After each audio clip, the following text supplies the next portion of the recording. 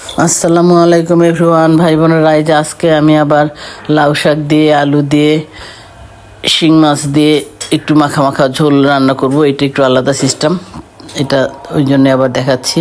এই যে আমি কড়াই প্যান বসাই দিয়ে তেল দিয়েছি, তারপর পেঁয়াজ দিয়েছি। পেঁয়াজ লাল হওয়ার পর এই যে একে একে আমি সব মশলা দিচ্ছি। মরিচের গুঁড়ি, হলুদের গুঁড়ি, জিরার গুঁড়ি, ধনিয়ার গুঁড়ি, সামান্য একটু আদা রসুন বাটা, এগুলি দিয়ে তারপর আমি যে ভুনাই নিচ্ছি। এই যে ভুনানো হয়ে গেলে এই যে এর মধ্যে আমি আলু আর এই যে মাছ দিয়ে দিব। তারপরে একটুখানি ভুনাই নেব। এই যে মাছ দিয়ে দিলাম, একটুখানি ভুনাই নিয়ে ঢেকে ফেলবো। এই যে ঢাকা দিয়েছিলাম, এই যে এখন আবার তুলে ফেলে এই যে নাড়ছি। একটুখানি ভুনাই নিয়ে এর মধ্যে আমি শাক দিয়ে দিব। শাক দিয়েই ঢেকে ফেলবো।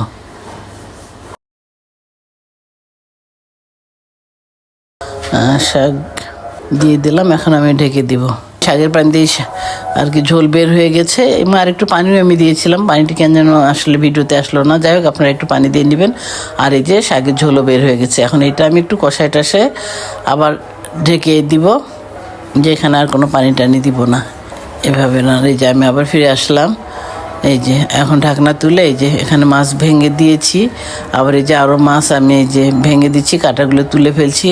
আর কয়েকটা টুকরো আস্তই থাকবে, যার যা ইচ্ছা সে আস্ত খাবে।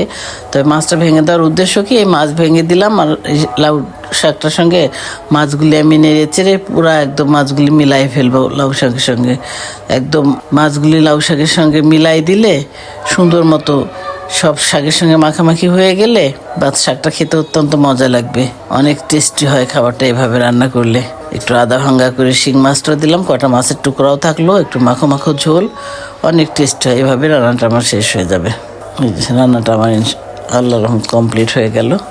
অনেক মজা খেতে, আপনারা রান্না করে দেখবেন, অনেক ভালো লাগবে।